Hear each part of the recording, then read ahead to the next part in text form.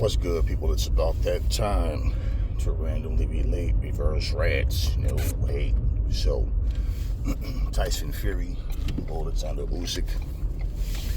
Now, this fight, it's kind of the reaction from people is kind of it's really inconsistent with how people are saying the fight went. Now, I watched the fight, saw the whole card, and I can say, now to me, I thought that Usyk won the fight. I don't see Usyk losing as many rounds as basically Tyson Fury fans, or Fury or Frank Warren was saying. So he's basically saying Fury won the fight 6 rounds to 4. Okay, let me explain something to you though. Regardless to what he's saying, even Eddie Hearn was saying he thought Usyk lost the first 6 rounds straight. I'm like, Eddie, what fucking fight were you watching? Okay, well, that all being said, there was no robbery at all in this fight. Okay, and Tyson Fury saying he think he won the fight, which of course, if he doesn't get put on his ass and get a 10 count, he's going to say he think he won, even if he would have lost 12 straight rounds. Okay, Fury's just going to say he won regardless. Watching that fight, I showed you guys, you see, a lot of people don't understand the difference between picking someone to win because you want them to win, or basically just being biased towards them. That doesn't live inside of me. Look at the way people said this fight was going to go. Fury's too big, too strong. He's going to impose his will, and Usyk's not going to be able to get to him. Okay? Somebody even went as so far to say they think Usyk will do better than Dylan, but they think that fight will look a lot like the Dylan White fight. And I've been telling you guys, Usyk is too smart to get caught by those same things and it's the same situations that basically Tyson Fury was able, to present toward Deontay Wilder or Dillian White. I've been telling you guys this. You look at Tyson Fury's style. Tyson Fury has never been a guy to just walk you down. Now, against Cunningham, after he got dropped when he got up, he tried to walk him down and use his size, put his weight on him and all that. Yeah, those are the things that Fury was able to do. There's a difference when you fight different levels of competition where you don't feel as comfortable doing certain things because this guy, this guy's different. I don't think I should take that chance. Okay, so all the bravado, the playing around, putting his arms in the air, hitting himself and all this goofy stuff, that's not just to get in Usyk's head. That's also to look at the judges. Look how comfortable I am in here. Look at this. I'm not worried about this guy. He called this guy a gap-toothed, bug-eyed, ugly little middleweight. He doesn't belong in here. He should have never beaten AJ. AJ dropped the ball. Now I got to go and bring the titles back to England. Remember all of these things he said? Now he goes in there. AJ, in I think the 11th or 12th round of their first fight, was it? One of those fights where AJ never was wobbled and stumbling all over the ring, but, he got to AJ a little bit. AJ was on the ropes, but AJ never got beat around the ring like that. Fury flew into the ropes several times, okay? Anytime the ropes hold you up, that's considered a knockdown, okay? When you're talking about the heart, look at the heart he showed. Once again, people are very, very selective with who's a warrior. We saw Errol Spence get beat from pillar to post by Terrence Crawford. All people said is Errol Spence got his ass whooped. Bro, that motherfucker fought back.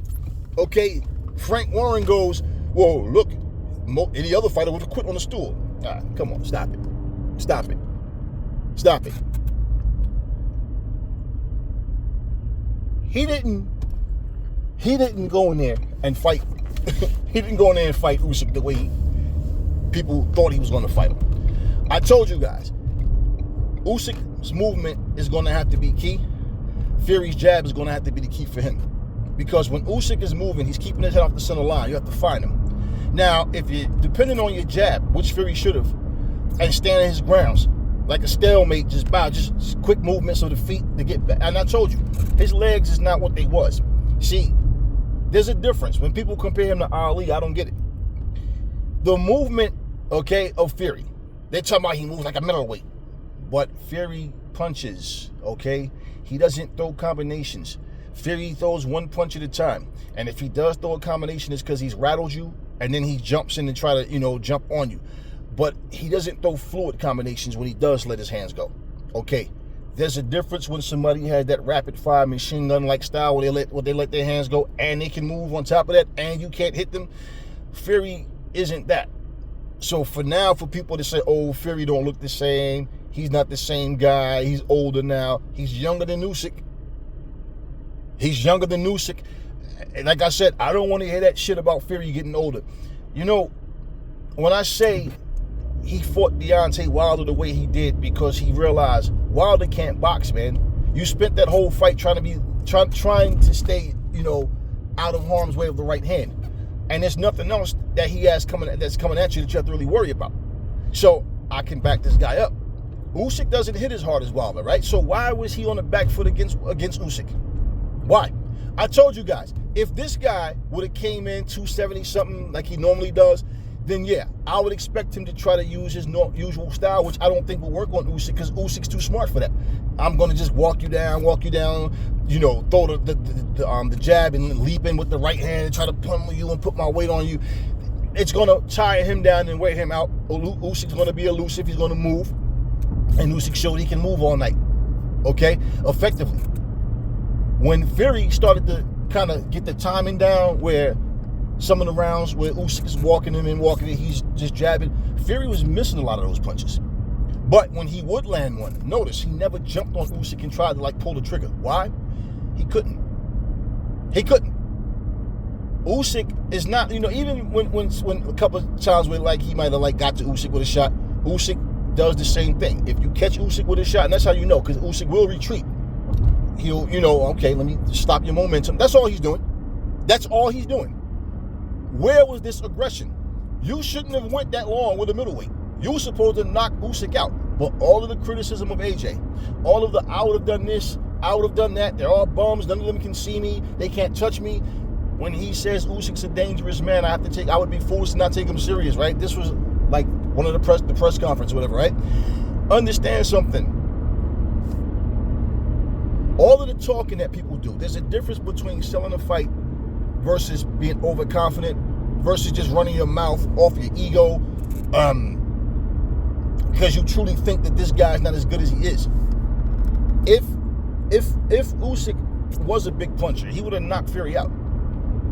He's a guy, it's not that he can't punch, okay, because nobody walks through Usyk even though he moves a lot, but Usyk, bottom line, he's not, out of all the top level fighters, Usyk is the lighter puncher of all of them. The very top guys. He's the lighter puncher. Doesn't mean he can't hurt you. You see, we've heard the same thing with Devin Haney and Regis programs. Oh, he can't punch. He's pillow fisted. When he tastes my power, I don't know where all of a sudden you guys are talking like Fury, some knockout artist. I told you, he only fought Wilder that way because Wilder can't box. Simple. You fight a much lighter puncher and you're on the back foot the whole night. Usyk's movement bothered him. Usyk's movement, his work rate is going to make Fury tired. Did I not tell you this? To tell you this, he has to make Fury work. Because even if Fury's throwing that jab and trying to find the range, if Fury's missing and throwing more punches than he wants to, he's going to get tired. Usyk has shown he can take that pace for 12 rounds. Fury hasn't. You see, and this is what I'm saying to you guys. So the fact that he came from 270 something or whatever he was walking around to 250 something, does it not tell you he came to fight, to be faster, to be more elusive? Why would you need to fight a smaller guy like that? And you see why I'm saying the comments aren't really consistent is because people are speaking, even though they're saying the right man won. What Fury just stopped doing this, he stopped doing that? Because Usyk was nullifying his shit. He was making him tired. He was wearing him down. And it's like, okay, he's still trying to counter, but now the punches are looping more. Notice how Fury kept holding on to the ropes and then lunging to try to get more power behind his shot. Desperation too. Desperation. And the referee didn't even stop, didn't even want him for that. That's illegal. But they let him go. Okay? Now, all of those unanswered punches that Fury got hit with, ref could have stopped the fight even on that alone, because he was all over the place. Now, I'm not saying he should or shouldn't, but I am saying it looks real suspicious for a guy to get hit with so many punches, right? Think about it. A guy gets hit with so many punches and nothing's coming back. We saw the same thing when Wilder fought Ortiz. You know, the fight went the way it did. This is part 1 of this series of videos. I will catch y'all on the next one.